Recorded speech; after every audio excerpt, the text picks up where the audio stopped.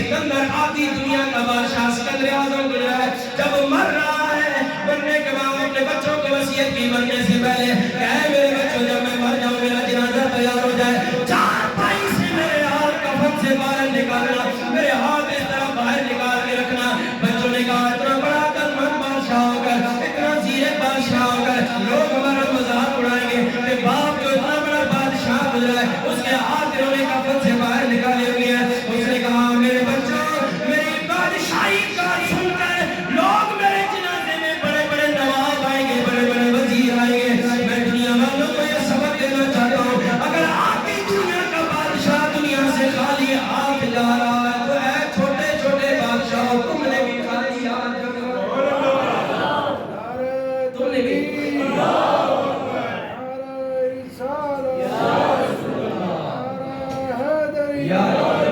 وہ کسی نے سچ کہا، اب چاہ رہا وہ کسی نے سچ کہا کہ اجڑ گیا وہ باغ جس کے لاکھوں مالی تھے، اجڑ گیا وہ باغ جس کے لاکھوں مالی تھے،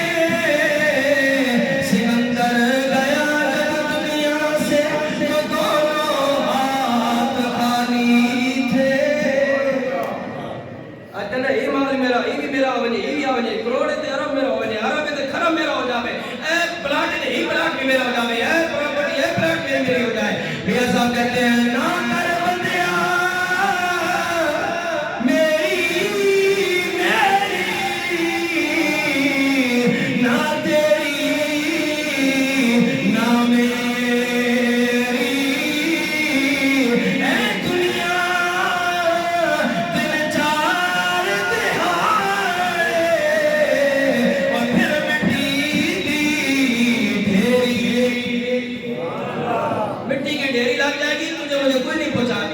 پہچانے گا، کوئی نہیں پوچھے گا فلانے مولوی صاحب ہے بڑے تقریر کرنے ہیں بڑے خطبہ دینے ہیں، ساری دنیا میں جنگینیاں نے، مار جائے گا جب ڈھیری لگ جائے گی اپنی اولاد بھی نہیں پوچھے گی،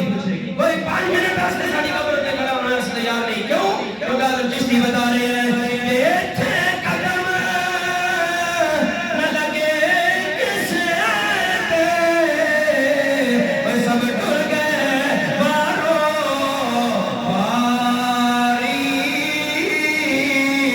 تے ناریاں تھے محبوب کسے دا، ناری کسے دی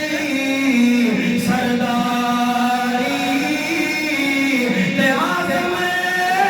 تھے دل نامی، ان دروں سے ٹر دے باری۔ حضرت عیسیٰ علیہ السلام اپنی ناک جب خوشبو آتی نا تو ناک بند کر لیتے تھے۔ کسی نے پوچھا عیسیٰ علیہ السلام خوشبو تو پیاری ہوتی ہے، خوشبو تو اللہ کو پسند ہے کیوں نہیں سنتے؟ فرمایا میں خوشبو سونگتے ہوئے جب خوشبو سونگوں گا تو یہ خوشبو کی طرف میری دل کی توجہ ہو جائے گی، رب کی طرف سے توجہ ہٹ جائے گی، میں اتنا بھی گوارا نہیں کرتا کہ خوشبو سونگتے جتنی توجہ بھی اللہ سے آتی ہے۔ یہ تھے اللہ جن کی ہر وقت توجہ اللہ کی طرف، آخرت کی طرف توجہ تھی۔ اس لیے لوگوں اپنی آخرت کی فکر کرو، اپنی آخرت کی فکر کرو۔ آج دیکھو نا مسجد کی جانے تو سنو ایک ایک منٹ قیمتی نظر آتا ہے، مسجد میں ایک ایک منٹ قیمتی نظر آتا ہے۔ ہماری گھڑی پر لگا ہوتی ہے جی 2 بج ہو گئے، 2 بج کے 5 منٹ ہو گئے، جناب مولوی صاحب بس نہیں کرنے تھے، لیکن یہی آپ باہر چلے جائیں گھنٹہ گھنٹہ ایک گلی میں کھڑے ہو کر یاروں کے ساتھ گپے لگاتے ہیں، اپنی بیٹھے 3 گھنٹے سجاتے ہیں، فضول دنیا داری کی گپے لگتی ہیں، ادھر ٹائم کی کوئی پرواہ نہیں، ادھر ٹائم کی قیمت نہیں ہوتی۔ مسجد میں آ جائے تو ٹائم بہت قیمتی ہو جاتا ہے، یہاں نظم و ضبط بھی یاد آ جاتا ہے، اصول و قوانین اور ضوابط بھی یاد آ جاتی ہے، ڈسپلن بھی یاد آ جاتا ہے۔ اے ڈسپلن صرف مسجد میں چاہیے، تھوڑی زندگی اندر بھی ہے، تھوڑے گھر اندر بھی ڈسپلن ہے کہ نہیں، تھوڑے بازار اندر بھی ڈسپلن ہے کہ نہیں، تھوڑے معاشرے اندر بھی ڈسپلن ہے کہ نہیں۔ اے بڑی گڑی والے کرایہ جتنے 500,000 روپے مانگے پائے اتنے کے لیے ڈسپلن دستے ہیں، بازار والے 500 کی چیز عید کے موقع پر 1200 کی بیچ رہے ہیں، 2000 کی بیچ رہے ہیں، اتنے ڈسپلن تھوڑے کتنے بڑھ گیا؟ اس والا ڈسپلن صرف مسجد میں چاہیے، باقی معاملات میں ڈسپلن نہیں۔ کتنے لوگ ہیں جنہوں نے اپنی زندگی بھر نکلے سال گزر گئے زکات نہیں دی، اتنے ڈسپلن نہیں جا، صدقہ کو خیرات بھی دیتا ہے، اور تک لوگ فطرانہ کا دیتا ہوں سی، اتنے ڈسپلن نہیں جا۔ نماز 5 ٹائم اللہ نے فرض کی ہے، سب سے پہلا سوال قیامت والے دن نماز کے بارے میں ہو گیا، اور ڈسپلن نہیں دنیا کی مسجد میں 8 ڈسپلن ہمیں سکھاتے ہیں. اس لیے لوگوں اپنی آخرت کی فکر کرو. اللہ ہمیں آخرت کی فکر عطا فرمائے.